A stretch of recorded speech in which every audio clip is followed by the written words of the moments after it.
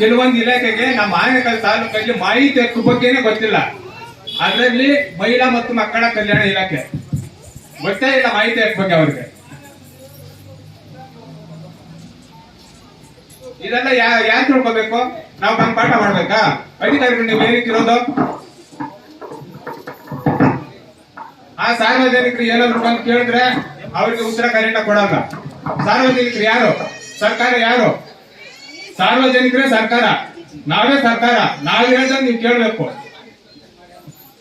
ನಾವು ಕಟ್ಟೋ ಟ್ಯಾಕ್ಸ್ ಅಲ್ಲೇ ನಿಮ್ಗೆಲ್ಲರೂ ಪೇ ಆಗೋದು ಪ್ರತಿ ತಿಂಗಳು. ಪ್ರತಿಯೊಂದು ಇದು ಭಾರತ ಪ್ರಜಾಪ್ರಭುತ್ವ ರಾಷ್ಟ್ರ. ಇಲ್ಲಿ ಪ್ರಜೆಗಳೇ ಪ್ರಭುಗಳು. ನಾವು ಯಾರು ಬೇಕಾದ್ರೂ ಕ್ವಶನ್ ಮಾಡ್ಬೋದು ಕಾನೂನು ಪ್ರಕಾರ. ನೀವು ಆನ್ಸರ್ ಮಾಡ್ಬೇಕು. ಆಗಲ್ಲ ಅಂದ್ರೆ ಏನ್ ಕಿರ್ತೀರ? ಮತ್ತೆ ಬಿಟ್ಬಿಡಿ. ಎಷ್ಟೋ ಜನ ಅವ್ರೆ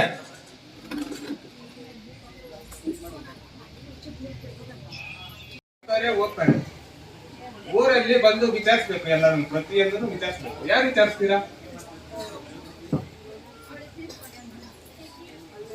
ಬನ್ರಿ, ದಾಖಲೆ ನೋಡ್ರಿ, ಇಲ್ಲೇ ಇದೆ. ಬನ್ರಿ ನನ್ನ ಹತ್ರ.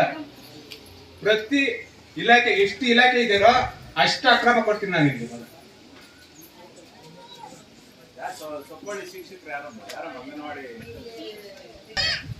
ನೋಡ್ರಿ ಇಲ್ಲೇ ಇದೆ. ಬನ್ರಿ. ಆಯ್ತಾ? ಪಂಚಾಯತಿ ಅವರೇ ಮಾಡಿರೋದು. ಯಾಕೆ ಮುಚ್ಚಿದ್ರು ಇದನ್ನ? ಬಿಲ್ಲು 3 ಸಲ ಮಾಡ್ಕೊಂಡಿದ್ದಾರೆ. ಬಿಲ್ಲು ಹಳೆ ಬಿಲ್ಡಿಂಗ್ ಇದು, 30 ವರ್ಷದಿಂದ ಕಟ್ಟಿರೋದು. ಆಮೇಲೆ 2 ಬಿಲ್ಡಿಂಗ್ ಕಟ್ಟವ್ರೆ ಅಂಗನವಾಡಿ ಅಂತಾನೆ. 2 ಡೆಮಾಲಿಷನ್ ಮಾಡವ್ರೆ. ಮಾಹಿತಿ ಹಾಕೊಂಡು ಕೇಳಿದ್ರೆ ಮಾಹಿತಿನೇ ಇಲ್ಲ.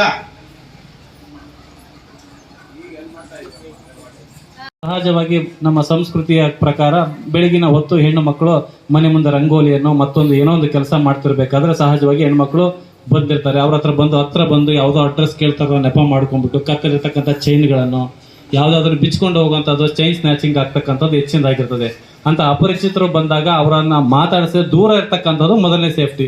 ಹಾಗೆಯೇ ಏನಪ್ಪ ಅಂತಂದರೆ ಈ ಗ್ರಾಮೀಣ ಭಾಗದಲ್ಲಿ ಎಜುಕೇಷನ್ ಕೊರತೆಯಿಂದಲೂ ಏನೋ ಗೊತ್ತಿಲ್ಲ, ಇತ್ತೀಚಿನ ದಿನಗಳಲ್ಲಿ ಕ್ರೈಮ್ನ ಪ್ರಮಾಣ ಅಂದರೆ ಅಪರಾಧಗಳ ಸಂಖ್ಯೆಗಳು ಹೆಚ್ಚಾಗ್ತಾ ಇದೆ. ನಾವೇ ನಮ್ಮ ಮನೆಯಲ್ಲೇ ಒಂದು ಮಗುವಿಗೆ ಬೈಕ್ ಕೊಟ್ಬಿಟ್ಟು 3 ಜನ ಕೂತ್ಕೊಂಡು ಹೋದ್ರೆ ಯಾಕೆ ಹೋಗ್ತಿದೆ ಅಂತ ಯಾರು ಕೇಳಲ್ಲ.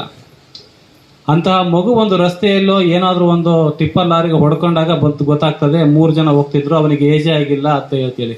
ನಮ್ಮ ತುರ್ತು ಅಗತ್ಯತೆಗೆ ಏನು ಮಾಡ್ತೀವಿ, ನಮ್ಮ ಮನೆಯಿಂದ ಮಗುವನ್ನು ನಾವೇ ಬೈಕನ್ನು ಕೊಟ್ಟು ಯಾವುದೋ ಒಂದು ವಸ್ತುಗಳನ್ನು ತರಲಿಕ್ಕೆ ಕಳಿಸಿರ್ತೀವಿ. ಇದು ತಪ್ಪು. ದೊಡ್ಡವರಾದವರು ಮಕ್ಕಳಿಗೆ ಹೇಳಬೇಕು, ನಿನಗೆ ವಯಸ್ಸಾಗಿಲ್ಲ, ನಿನಗೆ ಯಾವುದೇ ಚಾಲನಾ ಪರವಾನಗಿ ಇಲ್ಲ, ತೊಂದರೆ ಆಗ್ತದೆ, ಬೇಡ ಅಥವಾ ಹೋಗ್ಬೇಡ, ನಾನೇ ಆ ವಸ್ತುಗಳನ್ನು ತರ್ತೇನೆ ಅಂತ ಹೇಳಿ ಜವಾಬ್ದಾರಿಗಳನ್ನ ಮೊದಲು ತಂದೆ ತಾಯಿ ಆದವರು ನಮ್ಮ ಮೇಲೆ ಹಾಕೋಬೇಕು. ನಾವು ಯಾವುದೋ ಬ್ಯುಸಿ ಇರ್ತೀವಿ ಅಂತ ಹೇಳ್ಬಿಟ್ಟು ಆಯ್ತು ಕೊಟ್ಕೊಳ್ಸು ಮಗ, ಅದನ್ನು ಬೈಕಲ್ಲಿ ಏನೋ ತರ್ತಾನೆ, ಹಾಲು ತರ್ತಾನೆ ಕೊಟ್ಕೊಳ್ಸು, ಓಕೆ ಎಲ್ಲದೋ ಟೈಮಲ್ಲಿ ಇರ್ಲಿಕ್ಕೆಲ್ಲ ಸರಿ, ಅದು ತುಂಬಾ ಅನಿವಾರ್ಯವಾದಾಗ ಕಳಿಸುವ. ಅನಾವಶ್ಯಕವಾಗಿ ಇದ್ದಾಗಲೂ ಕೂಡ ಅವನ ಹತ್ರನೇ ವಸ್ತುಗಳನ್ನ ತರಿಸ್ತೇವೆ. ಯಾವುದೋ ಟಿಪ್ಪರ್ ಲಾರಿ ಬರ್ತದೆ, ಯಾವುದೋ ಗುದ್ಕೊಂಡು ಹೋಗ್ತದೆ, ತುಂಬಾ ಸಮಸ್ಯೆ ಆಗ್ತದೆ. ಹಾಗಾಗಿ ಮಕ್ಕಳ ಕೈಯಲ್ಲಿ ಬೈಕನ್ನು ಕೊಡೋದ ನಿಲ್ಲಿಸಿ. ಎರಡನೇದು, ಇನ್ನು ಮಾದಕ ಪ್ರಿಯರು ಇದ್ದೇ ಇರ್ತಾರೆ. ಈಗ ಮೊನ್ನೆ 2023 ಕಾನೂನು ಬದಲಾವಣೆಯಾಗಿದೆ. ಡ್ರಿಂಕ್ ಡ್ರೈವ್ಗಳನ್ನು ಕೇಸ್ ಹಾಕಿದ್ರೆ 25,000 ರೂಗಳನ್ನು ಬಡದೇ ಬಿಡ್ತಾರೆ.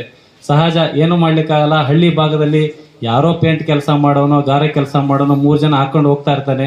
ನಾವು ನಿಲ್ಲಿಸ್ತೇವೆ. ಅವ್ನು ದಿನ ಆಗ್ಲಲ್ಲ ತಿಂಗಳ ದುಡ್ಡು 25,000 ಅವನಿಗೆ ಬರಲ್ಲ. ಆದ್ರೆ ಅವ್ನು ಕೇಸ್ ಹಾಕಿದಾಗ ಅಲ್ಲಿ ಕಟ್ಟಲೇಬೇಕು, ಇಲ್ಲ ಜೈಲಿಗೆ ಹೋಗ್ಬೇಕು. 2 ಆಯ್ಕೆ ಇರ್ತದೆ. ಹಾಗಾಗಿ ಅಂಥದ್ದೇನೇ ಇದ್ರೂ ಕೂಡ ಸಂಬಂಧಪಟ್ಟ ನಿಗದಿತವಾದಂಥ ಸ್ಥಳದಲ್ಲಿ ಹೋಗಿ ನೀವು ಮಾಡ್ಕೊಳ್ಳಿ. ಇಷ್ಟನ್ನು ಹೇಳ್ತೇನೆ. Thank you. ನೀವೇ ಮಾಡ್ಕೊಂಬಿಡಿ. ಎಲ್ಲ CSR ಆಕ್ಟಿವಿಟಿಯಿಂದ ಏನೇನು ಬಂದಿದೆ ಎಲ್ಲರೂ ನೀವು ಪಟ್ಟಿ ಮಾಡಿದ್ದೀರಾ?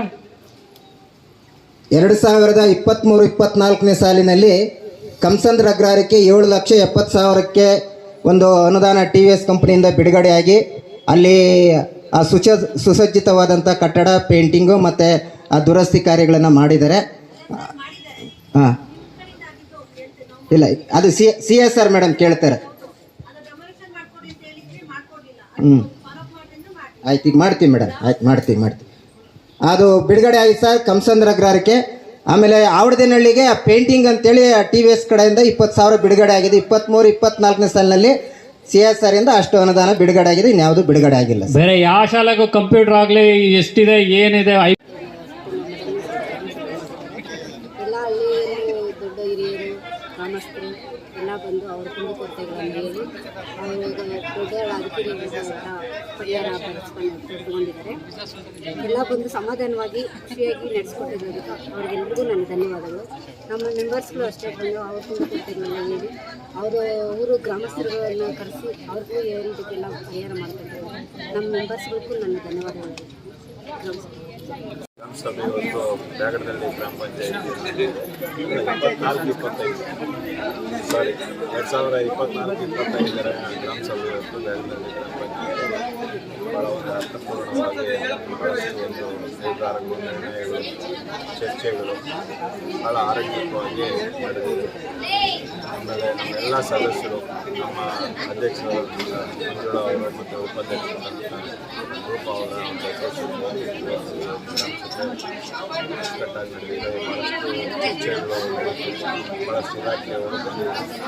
ಅವರೆಲ್ಲರಿಗೂ ಕೂಡ ಈ ಸಂದರ್ಭದಲ್ಲಿ ನಗರದಲ್ಲಿ ಗ್ರಾಮ ಪಂಚಾಯತಿ ಪರವಾಗಿ ಅವರೆಲ್ಲರಿಗೂ ಕೂಡ ಧನ್ಯವಾದಗಳನ್ನು ಈ ಒಂದು ಗ್ರಾಮ ಪಂಚಾಯತಿಯಲ್ಲಿ ನಾವು ಈಗಾಗಲೇ ಒಂದು ನೂತನ ಕಟ್ಟಡ ಕಾಮಗಾರಿ ಕೂಡ ಶಾಲೆಯನ್ನು ಕೊಟ್ಟಿದ್ದೇವೆ.